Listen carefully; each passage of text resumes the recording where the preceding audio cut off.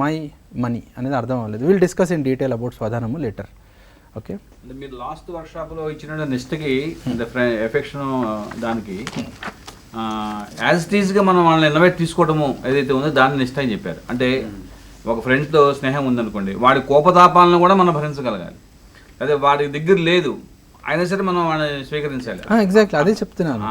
Accepting a person with all his competencies and incompetencies also. ఇప్పుడు suppose suddenly ఒక అతను పని చేసుకుంటూ ఆ పని చేయలేను అని వెళ్ళిపోయాడు, ఏం చేస్తారు అప్పుడు? పని చేస్తున్నాం. Okay, that is what. So person that's what I'm telling. Okay, కూడా అట్లా ఉంటుంది. అంతే.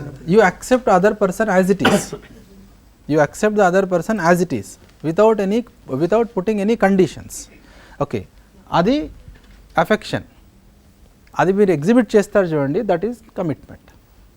ఓకే, దాన్ని ప్రదర్శిస్తారు కదా, అది కమిట్మెంట్, దట్ ఈస్ నిష్ఠ. దెన్ మమత చెప్పాను కదా. Then వాత్సల్యము guidance. మమత చెప్పేసాను కదండి. ఏమైనా క్వశ్చన్ ఉంటే అడగండి, చెప్తాను. మమతకి ఏమైనా లిమిటేషన్స్ ఉంటాయా సార్? మమతకి ఇప్పుడు కొత్తగా రీసెంట్స్ ఉన్నారనుకోండి, స్టూడెంట్స్ బైక్ కావాలంటున్నారు ఇంటర్మీడియట్లోనే, బీటెక్ రావడంతోనే పేరెంట్స్ని మారాన్ చేసి నాకు కారు ఉంటేనే నేను కాలేజీకి వెళ్తాను లేకపోతే నేను వెళ్ళను అని అన్నప్పుడు మనకి వాడికి కారు కొనియటం కానీ బైక్ కొనియటం కానీ మమతని ప్రదర్శించడం అవుతుందా, లేకపోతే వాడిని బాగుపడే విధంగా లేకపోతే ఇండైరెక్ట్గా చెడిపోయే విధంగా మన ఓవర్ మమత అవుతుందా? మమతకి ఏదైనా లిమిటేషన్స్ ఉన్నాయా? సొసైటీలో ఒక వ్యక్తి బాగుపడాలంటే, తల్లిదండ్రుల యొక్క పిల్లగాళ్ళు బాగుపడాలంటే ఏ లెవెల్లో మమత ఉండాలి, ఎంత మటుకు మమత ప్రదర్శించాలి? అంటే సరిపోయేటంత ప్రదర్శించాలా? ఒకవేళ అధికంగా వేరే వాళ్ళని పోల్చుకొని కానీ లేకపోతే మన యొక్క అత్యుత్సాహం కానీ ప్రదర్శిస్తే ఆ మమత చెడిపోయేటందుకు దారితీసే అవకాశం ఉందా? Or there any limitations? Let me discuss. So మమత కంటే ముందు కొంచెం అంటే I'm going one back step. Okay, as an example I'm taking. Okay, my bed size. Okay, my bed size should be more than my size or it should be more than somebody else's bed size. Okay, so if it is defined as more than my size, then I am self referential, otherwise I am referring to the external environment. Okay, ఇప్పుడు ఏమైంది, మనం ఏం చేయాలో అనేది బయట వాళ్ళతో decide అయ్యింది అనుకోండి, అప్పుడు there is a confusion. Okay, ఇప్పుడు ఇది అర్థమైంది అనుకోండి. I have understood the definition of prosperity. So ఏంటి ప్రాస్పెరిటీ అంటే? Feeling of having more than required physical facilities. So feeling of having more than required physical facilities, sorry, let me right here. Basically human being is coexistence of I, self and body. నిన్న discuss చేసాం కదా, requirement of self is happiness and requirement of body is physical facility. ఈ రెండు కొంచెం క్లియర్గా అర్థమయ్యాయి అనుకోండి. బాడీకి ఉన్న ఫిజికల్ ఫెసిలిటీ యొక్క రిక్వైర్మెంట్ లిమిటెడా అన్లిమిటెడా? లిమిటెడ్. ఓకే, ఏం కావాలి? పోషణకి వస్తువులు కావాలి, రక్షణకి వస్తువులు కావాలి, సదుపయోగానికి వస్తువులు కావాలి. ఈ మూడు ఉన్నాయి: పోషణ, రక్షణ, సదుపయోగం. ఈ మూడింటికి కావాలి. ఈ మూడింటి అవసరాలు లిమిటెడా అన్లిమిటెడా? లిమిటెడే. అలా అని ఏ వస్తువు అవసరమైనా సరే మనకి లిమిటెడ్గా ఉంది. లిమిటెడ్గా ఉంది. ఓకే, నా ఇప్పుడు ఏమవుతుందంటే, మమత అంటే providing physical facilities to my relative, okay, which are required for nurturing body, protecting body, right utilization of body. Okay, ఇక్కడ ఇది మమత. నో ఇప్పుడు ఏమైందంటే, మమతకి లిమిట్ ఏంటి? ఈ డిఫరెన్స్ అర్థమైతే దెర్ ఈజ్ ఎ లిమిట్. ఈ డిఫరెన్స్ అర్థం అవ్వలేదు అనుకోండి, there is no limit. Okay, ఇప్పుడు ఏమైంది, పేరెంట్స్ ముఖ్యంగా who are not having this understanding and who are not able to generate this understanding, when we don't have, it is not possible for us to generate that understanding. So, if we are not able to generate this understanding in them, then what happens is requirement of body and requirement of self becomes same, because happiness is derived out of physical facilities. So, then any amount of facility is less, you cannot put a mark on that, you cannot put a mark. Now, parents ఈ మమత అంటే వస్తువులతో ప్రదర్శించే ఆప్యాయతని ఎలా తగ్గించాలి అని అంటే వాత్సల్యంతో తగ్గించవచ్చు. ఎప్పుడైతే వాత్సల్యం చూపిస్తున్నాం అనుకోండి, అప్పుడు kids also understand that okay this is the limit of my parents, okay, and దానికంటే చాలా తక్కువలో నా అవసరాలు కూడా తీరిపోతాయి, right. Limit of my parents అంటే it is not negative sense, okay, దానికంటే చాలా నాకు అన్ని అవసరాలు లేవు, అంతకంటే ఎక్కువ అవసరాలు తీర్చే కాదు కాదు వాళ్ళ స్తోమత ఇంత ఉంది కానీ నా అవసరాలు వాళ్ళ స్తోమత కంటే చాలా తక్కువ ఉన్నాయి, అది అర్థమవుతుంది. ఓకే, ఇప్పుడు వాళ్ళ స్తోమత కంటే నా అవసరాలు ఎక్కువ ఉన్నాయి అనుకోండి, జెన్యూన్ అవసరాలు ఎక్కువ ఉన్నాయి అనుకోండి, నేను కూడా పార్టిసిపేట్ చేస్తాను వాళ్ళ స్తోమతని పెంచడానికి. Okay, so that will be this compliance, right. అయితే ఇక్కడ స్తోమత అనేది నెగిటివ్ కాదు, అవసరాలు అనేది వీల్ ఏమంటారు evaluate them in a proper manner. అయితే వాత్సల్యం లేకుండా దిస్ గోస్ వైల్డ్, దానికి లిమిట్ లేదండి. ఇంకా మీరు సైకిల్ నుంచి స్కూటర్ నుంచి car, A car, okay, so it goes on continuously. తర్వాత ఏ కార్ అంటే ఆ కార్ వచ్చింది, మరి ఎన్ని కార్లు, okay, there is no limit. Prosperity అర్థం అవ్వకపోతే there is a problem, okay, will be in that loop, okay. So that is this మమత అండ్ జనరాసిటీ.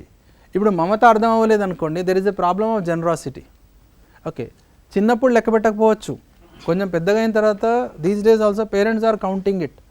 మొన్ననే అడిగావు కదా స్కూటర్ ఇవ్వాలి, ఇది ఎందుకు నీకు, లేదు మా ఫ్రెండ్స్ అందరి దగ్గర కారు ఉంది, ఓకే, మీరు కారు కొని ఇచ్చేశారు.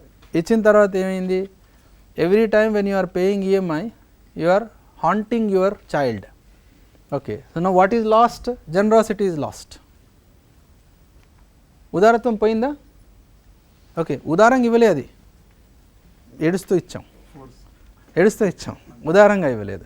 సో ఉదారంగా ఇవ్వలేకపోతున్నామంటే దానికి మీనింగ్ ఏంటి, మమత అనే ఫీలింగే పోయింది, ఓకే, మమత అనే ఫీలింగే ఇట్ ఈస్ అబ్సెంట్.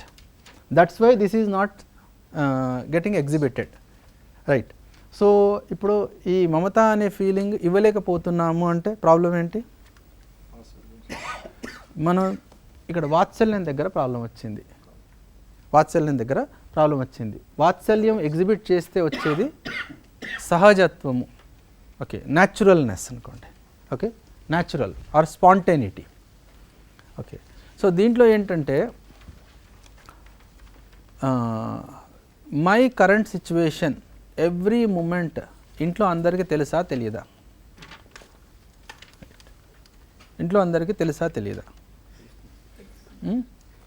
తెలిస్తే ప్రాబ్లం రాదండి, తెలియకపోతేనే ప్రాబ్లం వస్తుంది. If your child knows you can lift only 5 kgs, will your child demand for 20 kgs? No. అర్థమైంది కదా. సో నో, ఇక్కడ ప్రాబ్లం ఎక్కడ వచ్చింది, you have kept your child under blindness that you can lift any weight, okay. So మనని మనం ఎక్కువ నేను ఇది, నేను అది, నేను గ్రేట్, ఆఫీస్ అంతా నా వల్లనే నడుస్తుంది, మొత్తం కాలేజ్లో I'm the only best teacher, remaining all people are this, చాలా చెప్తామండి ఇలాంటివి, మనం చాలా చెప్తాం. అప్పుడు ఏమవుతుంది, my father is super hero, you can provide anything, finish.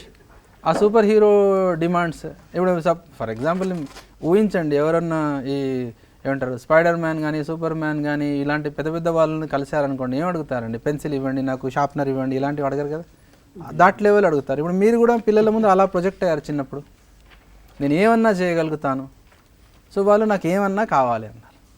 అదే ముందు నుంచి as our family is this, we are relations, ఇవన్నీ కరెక్ట్గా కనిపిస్తున్నాయి అనుకోండి ఇంట్లో, they will not ask more. వాత్సల్యం లోపం ఉన్నప్పుడు మమతకి బౌండరీస్ కనబడవండి. అంటే బౌండరీ అంటే నెగిటివ్ సెన్స్లో కాదు, ఓకే, ఓకే. అవసరానికి అడిగిన దానికి తేడా తెలిసిపోతుంది అప్పుడు, ఓకే. వాళ్ళ అవసరాలను గుర్తించి మనం ముందే ఇచ్చామనుకోండి, okay, that goes into మమత, ఓకే. అవసరాలను తెలుసుకోవడానికి వాత్సల్యం అవసరం, అవసరాలను తెలుసుకోవడానికి, ఇప్పుడు చిన్నప్పటి నుంచి పెరుగుతున్నారు, వాళ్ళు ఎలాంటి వాళ్ళతో ఉంటున్నారు, ఎలాంటి ఫ్రెండ్స్ ఉన్నారు, ఎలాంటి అలవాట్లు ఉన్నాయి, ఇవన్నీ అర్థమవుతాయి. ఓకే, అది అర్థం అవ్వలేదు అనుకోండి, సడన్గా వచ్చేసి నాన్న వీళ్ళతో నేను పెళ్లి చేసుకుంటాను అని చెప్పేస్తాడు. ఇప్పుడు ఏమైంది? పొద్దున్న చూసి సాయంత్రం పెళ్ళి అనట్లేదు కదా. ఒక లవ్ స్టోరీ ఉందా లేదా దాని వెనుక? ఆ లవ్ స్టోరీ స్టార్ట్ అయ్యి 4 సంవత్సరాలు అయింది. ఆ 4 సంవత్సరాల్లో ఏ టైం అయినా సరే మన ఇంట్లో వాళ్ళు మనతో డిస్కస్ మన పిల్లలు మనతో డిస్కస్ చేయాలన్నది ఇంపార్టెంట్ అనుకోలేదు. అలాంటి వాతావరణం ఇంట్లో ఉంది. అప్పుడు సడన్గా షాక్లు ఇస్తారు, షాక్లు జర్కులు ఇవన్నీ ఇస్తారు. ఓకే, వాళ్ళకి ఇంకో ఫ్రెండ్ సర్కిల్ కూడా ఉంటుంది. ఏముంది ఇవాళ రేపు ఇవన్నీ కామనే కదా. ఉద్యోగం కూడా ఒకటి వస్తుందండి.